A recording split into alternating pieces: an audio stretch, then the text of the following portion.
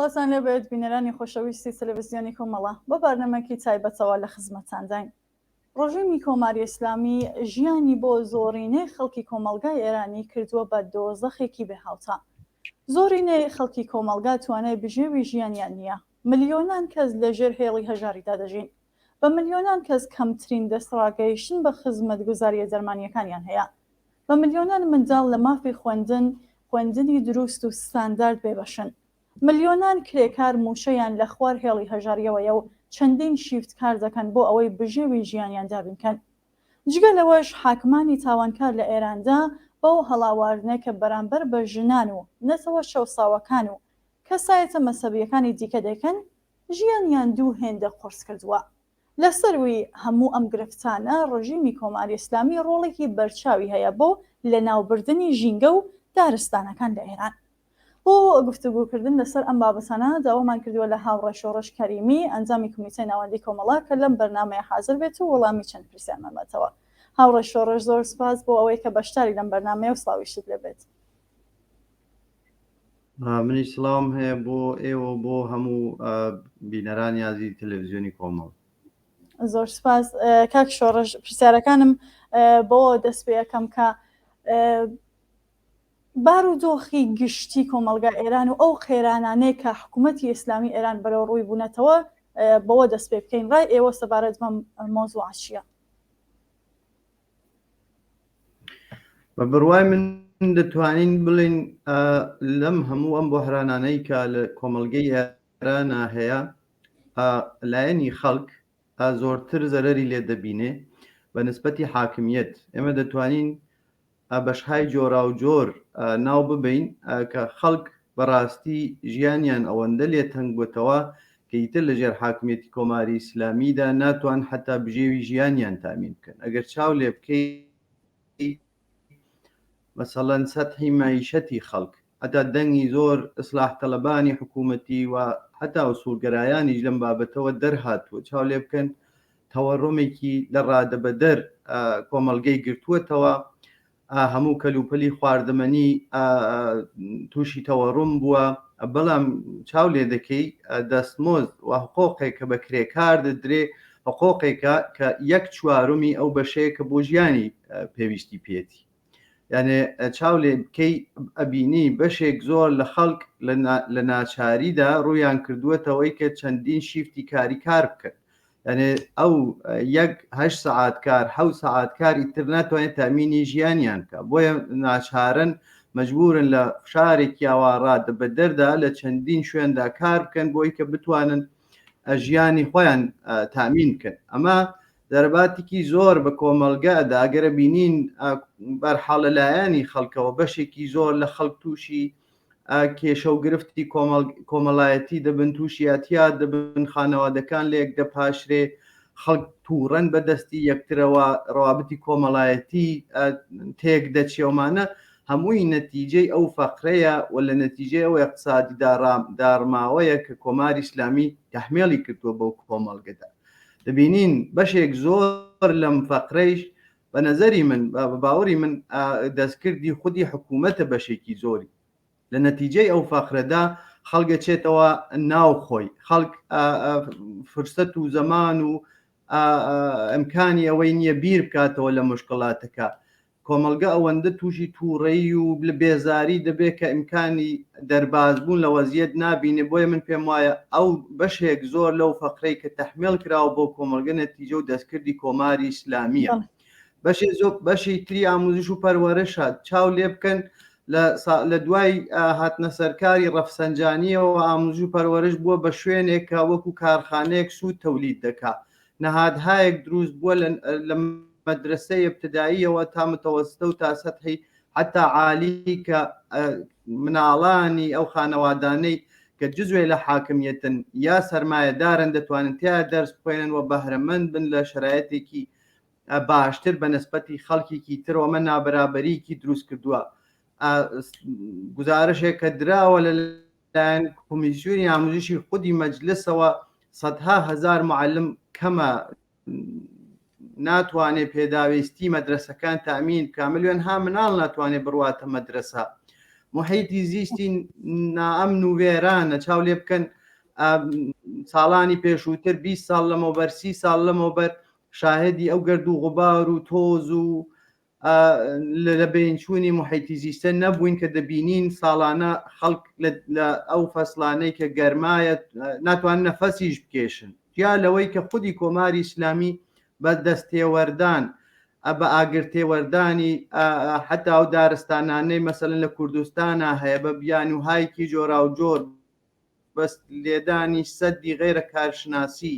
بە داگیرکردنی زەوی و دانیان بە مەسئولینی حکوومەتی چەندە ئەو دارستان و محیتی زیستە نابود دەکا بەشی دەوا و دەرمانە هەر کەسێک پەیوەندیکی ببێ لەگەڵ کۆمەڵگەیێرانە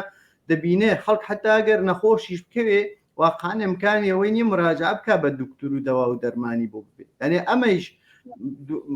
بە دەلیلی ئەو اقتصاد نێولیبرالیەی هەر کە پوڵی بێت دەتوانێت لە ئەمکاناتی دەرمانی استفادە بکەوە هەر کە پوڵی نەبێت ئەبێ دابنیشێت لە ماڵەوە بۆ خۆی وردە بمرێت ئەمانە بۆهرانهایەکن کە کولی کۆمەڵگەی ئێران و ئەکسەریەتی کۆمەلگا لەگەڵی دەسوپەنجە نەرم دەکات و ژیانی وای لێ هاتوو بە نسبەتی ساڵانی پێشووتر ئەگەر خەڵک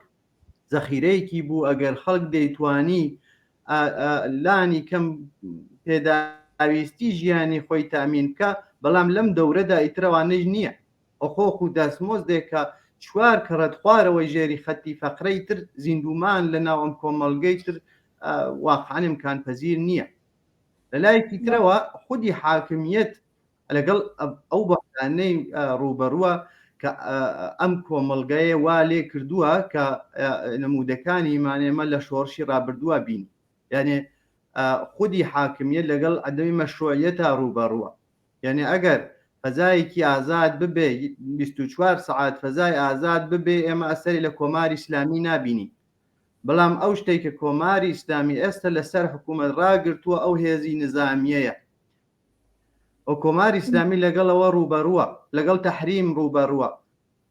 لەگەڵەوە ڕوبەڕووە کە ئیتر ئەو ئەرزشانەی کە پێشووتر لە نەتیجەی 44 ساڵ حاکمیەتی ئەویست تەحمیلی بکات بەو کۆمەلگە خەڵک ئەوەی ناویست ئەوەی فڕێداوە ئەرزش هەیە کە بۆ خۆیان پێشڕەوە مۆدەرن ئەوەیان هەڵبژاردووە لە کۆدا کۆمەلگاوە دابەش بووە بە دوو بەرەوە بەرەی خەڵکە و بەرەی کۆماری ئیسلامیە و بەرحاڵ کولەن ئەو بەحرانانە کە ئەڵمژاردن لە ناو کۆمەلگەدا ئێستا زیندووە و خەڵک شەڕی بۆ دەکات بەڵێ هاوڕە شۆڕش لە درێژەی قسەکانی خۆتانە و پێم خۆش بۆ پرسیاریشەوە پرسم کە زیاتر وردی بکەینەوە کە پلانی ڕژیمی ئێران لە ڕوبەڕووبوونەوە لەگەڵ ئەم کێشانە چییە؟ خب کۆماری ئیسلامی چارەیەکی نییە جگەل لەوەی کە هەڵ ببژێریتر هەڵ ببژێرێ خەڵکانێکی ملوێنی لە سەراسەری ئێرانە کە کۆماری ئیسلامیان ناوێ ویان نەوێ بیرروخێنن و حکوومەتێکی ئامەردمی خەڵکی دموکراتیک بێرنە سەرکار بەڵام کۆماری ئیسلامی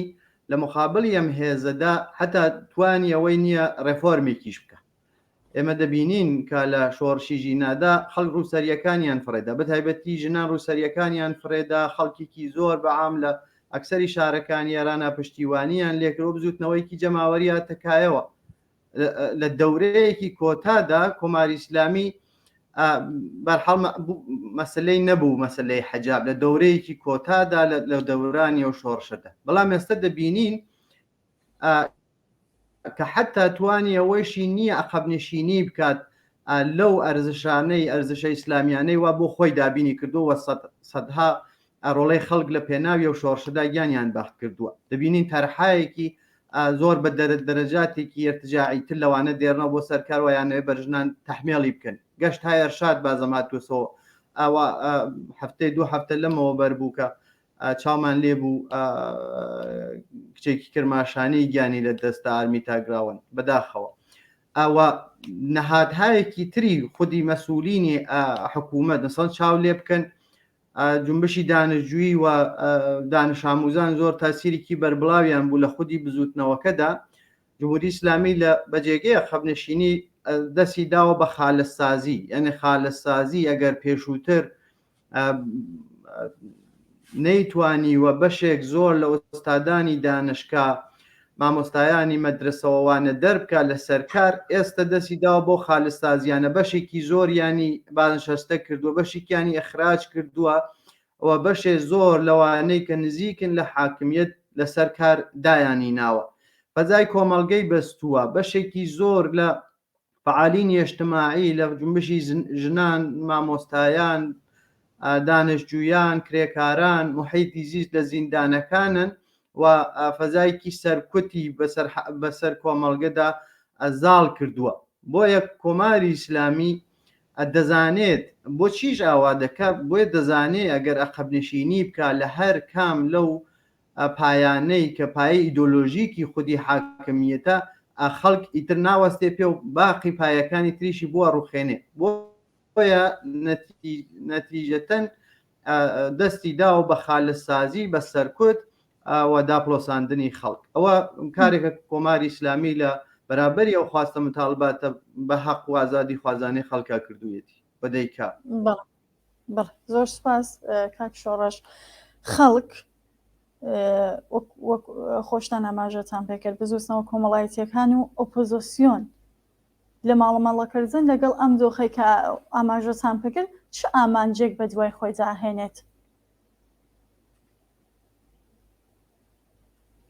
ئۆپۆزیسیۆنی کۆماری ئیسلامی جۆراوجۆرن بەشەر دەتوانێت هەر ئۆسلاح عامەی پێشوو یا بەرحاڵ لە ناو خەڵکدا بەربڵاوە ئیستفادەی بکات پۆزیسیۆنی چەپ و ڕاست ئۆپۆزیسیۆنی ڕاست بە بڕوای من لە دەورەی گوزەشتە و لە ئەو جەریانی شۆڕشی ژینادا خزمەتی کرد بە کۆماری ئیسلامی و ئەو ڕووی خودی کۆماری ئیسلامیە یانێ چاو لێ دەکەن بە جێگەیەوەی کە ئەو بزوتنەوە ڕەوایە بەربڵاوترکەن مردمی تریکەن توودەی تری بکەنەوە خواستەکانی ڕادیکاڵ و بەرجەستەتر بکەنەوە هەوڵیان دەدا دەستی بەسەردا ڕابگرن و خەڵکی لێ حەزف بکەن دەچوون بۆ بەر دەرگای ئەمپەریالیستەکان و ئەم وڵات و ئەو وڵات بشکەم بانوانی دەوڵەتێکی موقت قبولیان کە تاوەی کە ئەو شعارانەی کە ڕادیکاڵ بوو پێشکەوتوو بوو لە ناو دڵی خەڵکەوە دەرهات بوو ئەوانە بە نەوعێک بگۆڕن و نەهایەتەن لە بان سەری ئەو خەڵکەوە حتا قانونی ئەساسیان دەنووسی و هێشتا نەگەیشت بوونە سەردەسەڵات خەریک بوون تهدیدی خەڵکیان دەکرد کە ئەگەر بێنە سەردەسەڵات دانی کەم مەسەڵەن چاو لێ دەکەن بە تایبەتی بۆ خەڵکی کوردستان هێشتا نەگەیشت بوونە سەردەسەڵات هێرشی نظامی و ئەگەر کەسێ بێوێت داوای مافی دیاریکردنی چارە نووس بکە بۆ خەڵکی کورد ئەرتش دێرنە سەریەوەمانە بۆیە دەڵێم پۆزیسیۆنی یارانی دوو بەشە بەشێکی ئاوایە کە هەر درێژەی کۆماری ئیسلامیە ئەوە نهایەتەن بەرنامە و پلانی ئەوانیش تحتی تاسیری خودی ئەو بزوتنەوانە شاید لێرە و لەوێ لە قانونێکدا لە بەرنمەیەکدا تۆزێک اختلافاتیان ببێ بەڵام لە شێوەی حکومڕانیدا ناتوان جیاوازیان ببێ ئۆپۆزیسیۆنی چەپە ئۆپۆزیسیۆنی چەپیش بازم دابش دەبێتەوە بە ڕەوتایەکی جۆرا و جۆرا و جەریانهایەکی جۆرا و جۆرا بەڵام بە کولی ئەو چەپەی کە ئێمە خۆمان تیا دەبینینەوە هەوڵی داوە خەڵک سازمان بدا هەوڵی داوە ئەو توانەی کە دەڵێن شوێنی قودرەت و شوێنی ئەوەیە کە دەستکەوتێک لە ناو کۆمەڵگەدا نەهادی نەبکاتەوە وانە تەخوێت بکەیت هەوڵمان داوە ئاگاهی بدەین بە خەڵک هەوڵمان داوە کە خەڵک نیروی خۆی بناسێ و هەوڵمان داوە خەڵک بزانن کە دەتوانن خۆیان بێ ئەوەی کە قودرەتێکی خارجی هێزێک لە دەرەوەی ئەوان بیاوێ کۆماری ئیسلامی ڕوخە خۆیان توانی ئەوەیان هەیە ئەگەر درێژماوەیش بێت هەر بازەمەوە نیروی خەڵکە کە دەتوانێت پێشکەوتن انقلاب دەستکەوتی کۆمەڵایەتی بەدی بێنێت ئەگەر چاو لێ بکەی وتم یانێ ئەو باوەڕ بەخۆبوونە زۆر بە ئێمە کۆمەک دەکا و چاوکردنێک لە منتەقا ئەوانە بە ئێمە دووبارە ئەسبات دەکاتەوە ئێمە بەهاری عەرەبیمان بینی کە لەوێ ئەو خەڵکە ڕێکخراو نەبوون ئەو خەڵکە سازمانیان نەبوو بەچە سەرنوێشتهایەک دۆچار بوون یا مەسەڵەن ئەو وڵاتانەی کە هێزهای دەرەکی دەخاڵەتیان تیا کرد شەڕیان تیا کرد و حکوومەتەکانیان سەرنگون کرد چیان بەسەر هات حکوومەت دەوڵەت هەیەکی دەستنەشاندەی خۆیانیاندا مەرزان فەساد و دیکتاتوری ئەوانیان دووبارە بەرقرار کردەوە لە ئەفغانستان تاڵبانیان هێناوە سەرکار لە عێراق مەدەنیەت نەماوە لە سووریا کاولکاریە ئەنی لە هەموو وڵاتانە لە لیبیش هەر هەمان شێوە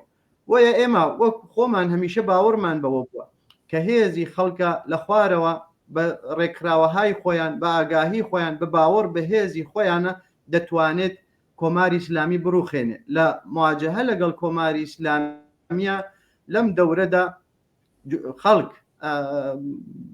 یەک قامی تر بەرەوبەر هاتوونە یعنی ئەگەر ئێمە پرۆسەیەک بیبینین خودی کولی ئەم مبارزاتەی کە لە جەریان نبووە خەڵک لەم دەورە بە چەندین قەدەم هاتوونە سە پێشەوە دەستکەوتایەکی زۆر گەورەیان بووە ئێمە بۆ ئێمە پاراستنیە و دەستکەوتانەوە بەرەو پێشبردنیان هەرکی خۆمانەوە بجووی بەرنامەی خۆمانی دەزانین هاوڕێ شۆڕژ بزوستنەوەی شۆڕژگێرانەی ژینە چوانێکی هەیە بۆ ڕوبەڕووبوونەوەکانی دیکە لەگەڵ کۆماری ئیسلامی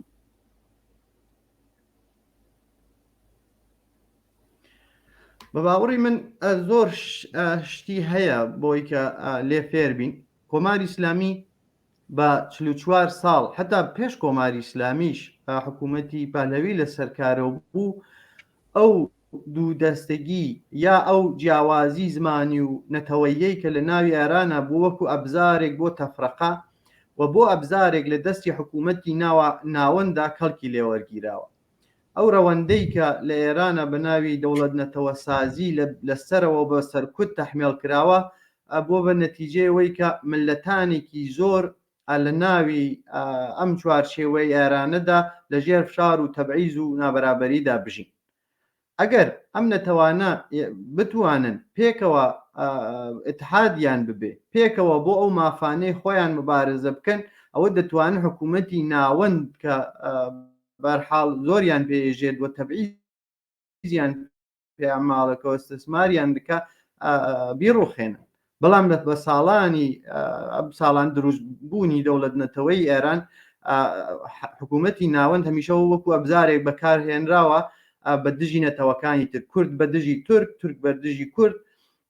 شیعە بەرزدی سنی بەلوچ بەرزدی عەرب بەرزدی بەلوچ یعنی فارس بەرعەلەی کورد یعنی حتا بە جوکسازی بە شتایەک گاڵتەکردن بە یەکتر بوونە باعثی تعمیقی ئەو دوو دەستگی و تەفرەقەیە بەڵام لەم شۆڕشیژینە دایمە ڕەوەندێکی مخالفمان بینی ئەوەی جەوەیە کە ئەو نەتەوانە ئەلانی کەم لە بەشێکی زۆر لە تەزاوراتەکانە هەمبەستگیان بە یەک نیشانداوە شعاریان داوە بۆی کە متحد بن بە یەکترەوە شعاریان داوە بەرزدی ناوەندگرایی و ئەو ڕەوتەی کە چەوساندویان یێتەوە خودی جەسارەت و مبارزەکردن شێوەهای ژیان شێوەهای مبارزەکردن لە ناو شۆڕشیژینادا بەرجەستە بوو سایمە دەمانبینی لە یەک شوێن نەبوو کانونهایکی جۆرا و جۆر بوو بۆی کە بتوانن سیستمی سەرکوتی جمهوری ئیسلامی دەور بدەنەوە تەزاوراتهایکی بەربڵاویان لە ناو مەحەلاتە سازمان دەدا و لە یەک شوێندا نەبوو لە ناو مەدرسەکان لە ناو دانشگاکان لە کۆڵانەکان بە شعارنوویسی بە دیوارنوویسی بیانێت تۆ فەزات داگیر کردبوو شۆڕشی ژینە بە باوەڕی من لەو چەندین مانگەدا کە بەردەوام بوو تەواوی فەزاکەی داگیر کردبوو یعنی فەزای شاری فەزای میدیا کۆڵانەکان مەدرسە دانشگا حتا بگرم مزگەوتەکانیش یعنی تۆ لە مزگەوتەکانە سرودیان قەلابیان بڵاو دەکردەوە شعاریان دەدا بە هەموو کۆمەڵگە بەشدار بوو لە ناوەم شۆڕشەدا و شتێکی تر کە زۆر سەرەکی بوو اتحادێک بوو لە ناوی خودی بزوتنەوەهایەکی ڕادیکالدا یعنی وتم دوو ڕەوتی جیاواز شکڵی گرتبوو وەکو بەرەیکی چەپ و ڕاست ئەو بەرەی چەپە خوازیاریەوە بوو لە عامدا کە ئەو بزوتنەوانە وەکو بزوتنەوەی ژنان کە بزوتنەوەیکی سابقەن تاریخیە بزوتنەوەی کرێکاران بزوتنەوەی دانشجویی حتا بزوتنەوەی ڕۆشنفکر و نووسەران هەموو ئەمانەوە بزوتنەوەی خەڵکانی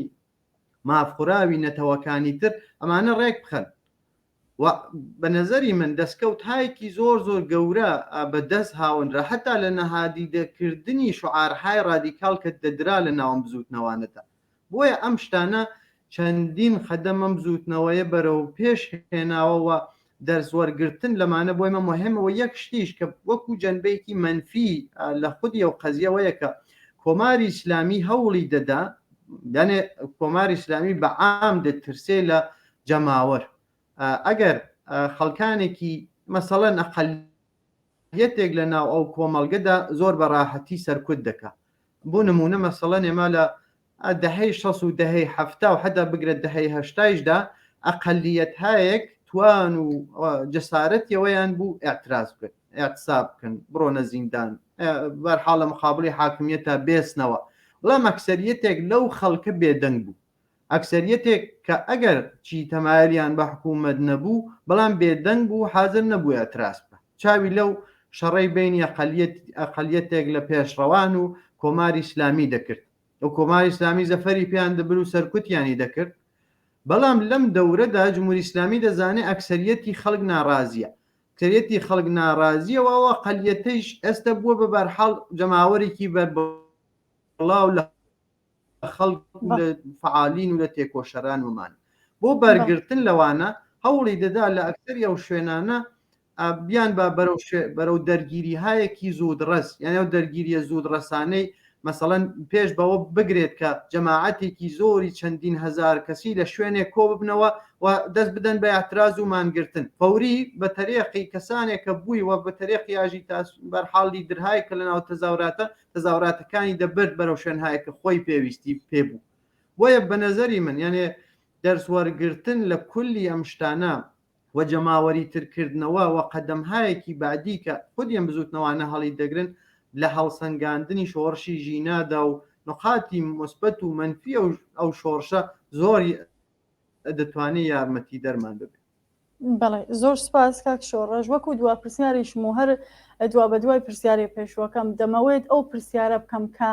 چی پێویستە بۆ زاڵبوون بەسەر حکوومەتی ئیسلامی ئێران وە ڕووخاندنی بە شێوەیەکی شۆڕژگەران چی پێویستە بە نەزەری من ئینسان دەتوانێت چاو لە ئەو شۆڕشانە بکە کە سەرکەوتوو بوون یانێ ئەشۆڕشهایە کە توانیویانە حکوومەتێک سەرنگون کەن جەماوەری بوون خەڵکی بوون خاستەهایکی پێشڕە و ڕادیکاڵیان بووە بە نەتیجەیەکی باش منجەر بووە بۆیە مەسەڵەن ئەگەر تۆ قبولی بکەیت کە دەوڵەت و حاکمیت شکلێکی سازمان یافتە لە کۆنتترۆلی جامعەیە و ئەبزارهایکی جۆرا و جۆری ئەعماڵی قودرەتی لە دەستایە وەکو هێزی نظامی وەکو ئامۆژ و پەروەرش وەکو پوڵ وەکو دەستکای ڕۆشنبیری و نازامانە هەرچین وابەستە بە حکوومەتە بۆی کە بتوان بەرحاڵ تێوری و ئیدەکانی خۆیان بەیانکەن ئەوە هەمووەمانەیش سازمانی هەیە یعنی سازمانهایەکیان هەیە دروستە حکوومەتیان بەدەستە بەڵام شکلهایەکی سازمان یافتەی ئەعماڵی قودرەتە خەڵکیش بۆی کە بتوانێت شکلێکی سازمان یافتە ئاوا لە ئەعماڵی قودرەت بڕوخێنێ احتیاجی بە قودرەتە قودرەتی حکوومەت نە لەوەی کە جەماوەریە لەوەی کە هێزی نظامی و سەرکوت و دەستکایی سەرکوتی بەدەستە ئەوە خەڵک لەلایەکی ترەوە بۆ ڕووخاندنی ئەم دەستکا سەرکوتە احتیاجی بە هێزێکی جەماوەری هەیە من یەک نمونە دەڵێم ساڵی 1970 لە تارانە تەزاوراتێکی زۆر بەربڵاو بەرگوزار بوو لەو دەورانەی بەرحاڵ دوای انتخاباتی 1970 لە بیرمە ملیۆنها خەڵک لە خیابانی انقلابی تارانە تەزاوراتیان نەکرد هەر ئەو ڕۆژە خامنەی بڕیارێکیدا بە نیروهای سەرکوتگەری خۆی کە هیچ گونە توندوتیژیەک نابێت بنەکارە لەبەرەوە هیچ کوێک ناتوانێت تەزاوراتێکی 2 ملیۆن نەفەری هەڵبگرێت یانێ هیچ حکوومەتێک ناتوانێت لە مقابل یا بێسێتەوە بۆیە بۆ شکاندنی ئەو هێزە احتیاج بە جەماوەر هەیە جەماوەریش لە بەشهایەکی جۆرا و جۆر پێک هاتووە لە ئەلاقە و سەلیقەهایەکی جۆرا و جۆرە تەبەقاتی جۆرا و جۆر بۆمانە بتوانی لە ئۆرگانها و سازمانهایەکی جۆرا و جۆرە سازمانیان بدەیت احتیاجت بە باڵهایەکی جۆرا و جۆر هەیە مەسەڵەن یەک نمونەی زۆر زیندوویەوانە ئەبزوتنەوەی سنفی معلمانە کە خۆیان لە کانونهایەکی جۆرا و جۆرە سازمان داوە و بگرە حتا دەتوانێت حسابهایەکی سەراسەری ڕێک بخەن بۆی کە ڕێکخراویان هەیە بۆی کە انتخابات دەکەن و شەورایەکی ڕەهبەری هەڵدەبژێرن وەی کە دەتوانن نوێنەرایەتی کولی معلمانی ئێران بکەن و لە بەرحاڵ جەریانێک بۆ پرۆسێکی دموکراتیکە هەڵبژێردراون. ئەگەر باقی خەڵکی تر، ئەگەر کرێکاران، ئەگەر فەقیرنشینان، ئەگەر ئەوانەی کە ماڵیان یەکرێنشینن، ئەگەر بەرحاڵ جوانانی محەلاتی جۆرا و جۆر، ئەگەر ئەوانەی وەرزشوانن، ئەگەر ئەوانەی بەرحاڵ ژنانی کە کاری ماڵ دەکەن، ئەگەر خەڵکانی کۆڵبەر، ئەگەر بەرحاڵ ڕۆشنبیران، دانشجویان، ئەمانە هەموویان ڕێک هەوڵ بدەن ڕێکخراوەهایەکی ئەوە نە لە سەرحی مەحەلیدا، زۆر باشە لە سەرحی مەحەلیدا، بەڵام بۆی کە بتوانێت توانێکی زۆر بەربڵاویان پێ بدا ئەبێ ڕێکخراوەهایەکی سەراسەری بێوا. وتم ئەوەیش ئێستا هەیە، بوونی هەیە، شتێک نییە کە ئێمە لە زێهنی خۆمانەوە دەرمان ناوەردوێ. مەسەڵەن ئەو کامی سنفی معلمانە یەک نمونە لەوەیە، و حتا ڕێکخراوەهایەک کە گروههای کوونەوەردی لە شارەکانی کوردستانە، ڕێکخراوەهای دفاع لە محیتی زیست و ئەوانە کە زۆر لە کوردستانە پێشکەوتون، ئەوان نمودهایەکی ئەوان و دەتوانن خواستەهایەکی ئەو خەڵکەدا لەم شەرایەتەدا بە تایبەتی ئێمە قسە ئێستا دەکەین بتوانێت قەدەمێک ئەو شۆڕشە بەرەو پێش ببە. و ئەگەر ئەمکانێک تر هاتە بەرەوە، ئەو شەرایەتێکی تر هاتە بەرەوە وەکو شۆڕشی ژینا کە ئەمکانی زۆرە بەرحاڵ شۆڕش هایکی جەماوەری لەو چەشنە تا زمانێکاوا خەڵک لە ژێر فشار و ناومیدیدا بژین زۆرە، لەو کاتدا دەست ببن بە هێزێکی جەماوەری کە حکوومەتی کۆماری ئیسلامی ئادێنتە پشتسەر. بۆیە من بەرحاڵە گەر زۆر کوردەوە بڵێمەوە، یعنی ڕێکخراوەهایەکی مەردەمی هەوڵ بدەن بەرحاڵ گروهایە کە بتوانن نوێنەرایەتی و خەڵکە بکەن، ئیدۆلۆژی و فکرێکیان هەیە بۆ بەرحاڵ ئەو شتانەی کە پێمان وایە لە کۆماری ئیسلامیدا خراپە، نادموکراتیکە، ناعادڵانەیە، بیر لەو شتانە بکەنەوە، بیر لە بیری منداڵان بکەنەوە، بیر لە ئاموزشی محیتی زیست بکەنەوە. یعنی ڕێک حزبی سیاسی، نیروی جەماوەری، ئەم شتانە دەتوانێت بەرحاڵ لە مقابلی جمهوری ئیسلامی و جمهوری ئیسلامی بێرێتە بەرحاڵ چۆکدان و بەڵام تا زمانێکە ئەو تدارکاتە یا ئەو شتانەی کە پێویستە بۆ شۆڕشێکی جەماوەری نەبێت، حتا گەر جمهوری ئیسلامی لە خراپترین حاڵەتیشیا ببێ دەتوانێت خۆی حەفزکە. بۆی کە جمهوری ئیسلامی بڕوخێ، ئالتەرناتیوێک پێویستە، ئالتەرناتیوێک کە بڵێ من دەڕۆم قودرەت سیاسی دەگرم، جمهوری ئیسلامی دەکێشمە خوارەوە من توانیەوەم هەیە مەملەکەتێکی 80 ملیۆنی ئیدارە بکەم، و ئەو توانەشی یەکڕا پێ نادرێت. لە جەریانی مبارزەیە کە ئەمڕۆ لە ناو کۆمەڵگەدا ها لە ڕێدا ئەبێت لەو ڕێگەوە ئەتمادی و خەڵکە بەدەست بێن، نیشان بدا کە دەتوانێت کۆمەڵگە هیدایەت بکە، خەڵک باوەڕی ئەوەی پێ هەیە کە کۆمەڵگە هیدایەت دەکا و نەهایەتەن دەبێت بە هێزێکی جەماوەری. بەڵێ، زۆر سپاس بۆ بەشداریتان هاوڕێ شۆڕش کەریمی، ئەنجامی کمیتەی ناوەندی کۆمەڵە لەم بەرنامەیە. زۆر سپاس بۆ ئێوەش. بەڵێ بینەران و ئازیزانی خۆشەویست، زۆر سپاس بۆ ئێوەش کە تاکو ئێستا بینەرمان بوون. سەرنجتان بۆ بینینی درێژە بەرنامەکانی تەلەڤیزیۆنی کۆمەڵە ڕادەکەشن.